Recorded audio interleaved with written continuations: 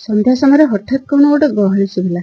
ଏଇ ଗହଳି ଦେଖିକି ଆମେ ସମସ୍ତେ ଦୌଡ଼ା ଦୌଡ଼ି ହେଇକି ଯାଇକି ପହଞ୍ଚିଗଲୁ କ୍ଲବ ପଡ଼ିଆରେ। ଅନ୍ଧାର ଭିତରେ ଖାଲି ଗହଳି ଦେଖାଯାଉଥାଏ, କିନ୍ତୁ କଣ ହଉଛି କିଛି ଜଣା ପଡୁନାହିଁ। ଭିତରକୁ ଯାଇ ଦେଖିଲୁ ପିଲାମାନେ ରଖିଛନ୍ତି ଗୋଟେ ଡିଜେ କମ୍ପିଟିସନ। ଏଇ ଡିଜେ କମ୍ପିଟିସନ ଦେଖିବା ପାଇଁ ଅନ୍ୟ ଲୋକମାନେ ସମସ୍ତେ ଗହଳି ହେଇଛନ୍ତି, ହେଲେ ଗୋଟେ ଲାଇଟ ର ବ୍ୟବସ୍ଥା ନାହିଁ। ଏ ଡିଜେ ଲାଇଟ ଯାହା, ମୋବାଇଲ ଲାଇଟ ଯାହା, ସେଇଥିରେ ଯେତିକି ହେଲା ସେତିକି ଆଲୁଅ ଭିତରେ ସମସ୍ତେ ଠିଆ ହେଇକି ଦେଖୁଛନ୍ତି। ଡିଜେ ସବୁ ପିଲାମାନେ ଷ୍ଟାର୍ଟ କରିଦେଇଛନ୍ତି।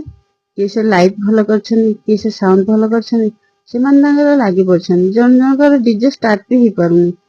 ଛୋଟ ପିଲା କରିଛନ୍ତି ତ, ହେଲେ ଠିକ ରେ କରିପାରିନାହାନ୍ତି ବୋଧେ।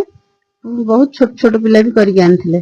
ହେଲେ କେତେଟା ଡିଜେ ହେଇଥିଲା ମୁଁ ଅବଶ୍ୟ ଠିକ ସେ କହିପାରୁନି, କିନ୍ତୁ ଆମେ ବୋଧେ 4ଟା ଡିଜେ ଦେଖିଥିଲୁ। ଆମେ ଯେତିକି ସମୟ ରହିଥିଲୁ ସେଠି 4ଟା ଡିଜେ ଆସିକି ପହଞ୍ଚିଥିଲା। ସମସ୍ତେ ଠିଆ ହେଇକି ଦେଖିଥିଲୁ। ଯାହା ପିଲାମାନଙ୍କ ମନ ବୋଧେ ସେମାନେ ଗୋଟେ ଡିଜେ କମ୍ପିଟିସନ ରଖିଛନ୍ତି। ପେଟିରେ ଲାଇଟ ଲଗେଇକି ଆଉ ମୋବାଇଲ ସାଉଣ୍ଡ ଦେଇକି ସୁନ୍ଦର ସୁନ୍ଦର ଡିଜେ କରିଛନ୍ତି। କେତେ ଲୋକ ଗହଳି ହେରିକି ଦେଖିବାକୁ ଆସିଛନ୍ତି। ପିଲାମାନଙ୍କୁ ଏବେ ଟିକେ ବସେଇ ଦିଆଗଲା। ଠିକ ସେ ଦେଖି ହଉନି ଏତେ ଗହଳି ହେଲେ, କହିଲେ ଟିକେ ବସି ପଡ, ତାପରେ ଡିଜେ ସବୁ ଷ୍ଟାର୍ଟ ହେଇଛି।